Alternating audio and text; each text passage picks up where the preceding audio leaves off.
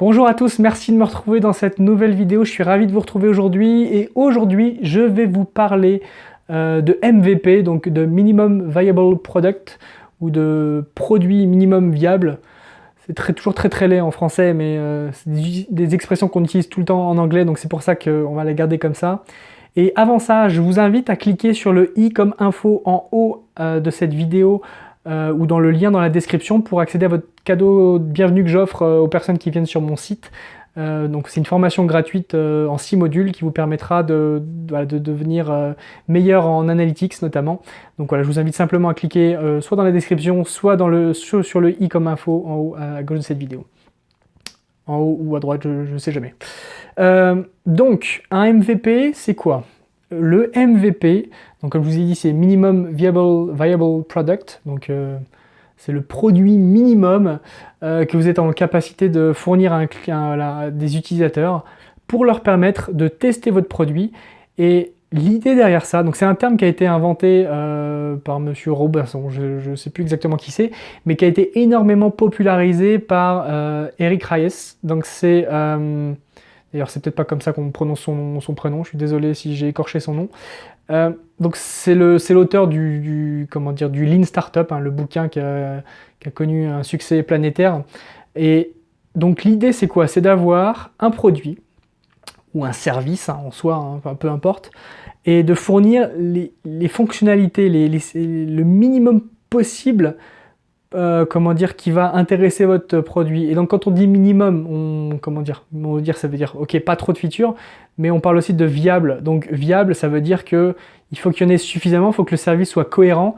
Et si vous faites un service de paiement qu'on peut pas payer avec, c'est pas un MVP, quoi. C'est clairement pas l'idée. Donc il faut avoir un équilibre entre un nombre minimal de features, de fonctionnalités, et suffisamment complet pour répondre à un besoin bien particulier. Et pourquoi on fait ça? Tout simplement parce que pendant très longtemps, ce qu'on faisait, c'est qu'on développait un produit, on le lançait, donc on le développait de A à Z, on faisait même la conception, ça pouvait prendre longtemps des fois, et on le lançait, et puis on se rendrait compte si ça marchait ou ça marchait pas.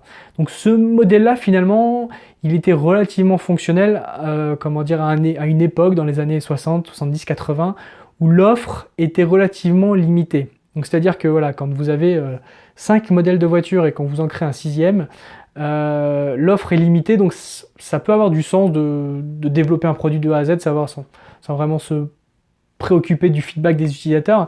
Mais aujourd'hui, tout devient commodité ou presque, donc en fait, il faut être certain que quand on lance quelque chose, ce soit pertinent. Et le meilleur moyen de faire ça, c'est quoi? C'est tout pas de passer 2 ans dans son garage à développer un produit et de le sortir et de voir si ça plaît. Non, enfin, on a peut-être plus ou moins tous fait cette erreur, mais c'est vraiment l'idée, c'est de dire, ok, je fais un produit, ça va me prendre... Alors idéalement, vous essayez de le vendre même avant de l'avoir fait, quand c'est possible. Des fois, vous ne pouvez pas faire ça. Alors, vous pouvez toujours le faire par rapport à la proposition de valeur, c'est un premier élément.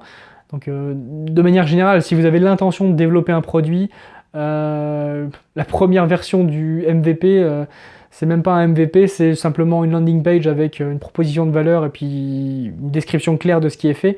Ça vous permet déjà souvent de valider une bonne partie de l'équation produit-marché et ça vous permet, si vous voyez que personne ne s'intéresse à ça, il faut essayer de comprendre pourquoi, etc. Mais au moins, vous n'avez pas passé 2 ans à développer un produit.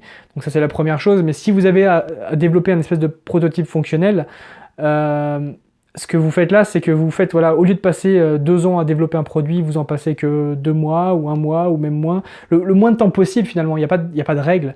Il n'y a pas de règle où on dit c'est 6 mois ou c'est 2 mois. C'est le moins de temps possible, mais il faut que l'ensemble soit cohérent. Il faut que l'ensemble fonctionne bien et réponde aux besoins qui avaient été initialement proposés là-dessus. Et ça vous permettra très rapidement d'obtenir du feedback sur votre produit. Et quand vous aurez ce feedback, ça vous permettra d'itérer sur votre produit, ou complètement de pivoter, c'est-à-dire que vous repartez à zéro et vous repartez sur une autre idée parce que des fois le feedback vous dit non, ce que vous faites ça n'a pas de sens, donc ça sert à rien de s'acharner. Mais là, si vous avez une vision ou si vous avez des feedbacks concordants, vous itérez sur votre produit et vous recommencez, vous récupérez du feedback, vous itérez sur votre produit. C'est tout un process, hein. C'est pas vous faites ça une fois et vous arrêtez, c'est tout un process, c'est itératif. Et ce MVP, c'est la base, c'est ce que vous avez au début, c'est ce qui va vous permettre d'avoir le cœur et de valider des hypothèses de marché, de valider des hypothèses dans votre produit. voilà, c'est comment dire, c'est le cœur de la meule, si je puis dire. Donc ça, concrètement, c'est pour moi le meilleur moyen que vous puissiez avoir pour tester un produit. Quand vous avez besoin de le faire, hein, quand je le répète, je veux le répéter encore une fois, c'est important. Si vous voulez tester un service, des fois vous pouvez simplement tester la proposition de valeur.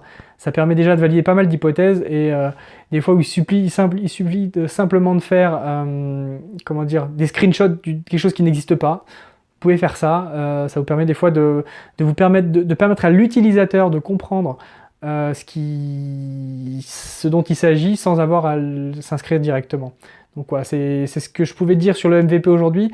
Je vais rajouter un petit détail, juste dans le produit, des fois ça arrive que, parce que finalement cette idée de MVP, c'est pas une idée, une fois que vous avez un produit qui existe avec des utilisateurs, etc., ça ne veut pas dire qu'il faut abandonner l'idée du MVP de manière générale. Vous pouvez avoir cette approche du MVP à l'intérieur même de votre produit pour une nouvelle fonctionnalité, parce que finalement vous pouvez voir une nouvelle fonctionnalité comme un nouveau projet à part entière à l'intérieur d'un autre projet. Et donc dans ce cas-là, ce que vous faites, c'est que si vous avez une fonctionnalité qui va prendre peut-être, vous savez que vous avez 6 mois de travail ou 1 an de travail, j'en sais rien, sur des choses compliquées, vous savez que si vous voulez aboutir à quelque chose d'abouti, vous allez devoir passer ce temps-là. Vous ne voulez pas passer ce temps-là à développer cette fonctionnalité et vous rendre compte que cette fonctionnalité, personne n'en veut, ou que vous aviez des feedbacks. Le pire, c'est ça, c'est vous avez des feedbacks utilisateurs qui vous disent on veut ça, vous développez ça, et en fait, tout le monde s'en fout. Parce que vous avez fait la mauvaise exécution ou parce que c'était juste parce qu'ils avaient demandé. Donc, un des éléments qui peut être fait avec ça, c'est d'avoir des fausses fonctionnalités. Donc ça, ce sera également l'objet d'une vidéo que je ferai sur le fake it until you make it. C'est concrètement, vous faites des fausses fonctionnalités et ça vous permet d'avoir des fois des actions manuelles derrière.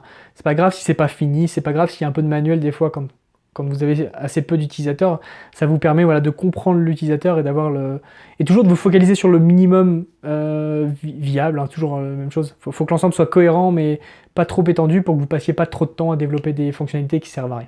Donc voilà, c'est tout pour aujourd'hui. Je vous remercie d'avoir suivi cette vidéo et je vous dis à demain pour la prochaine vidéo. Ciao!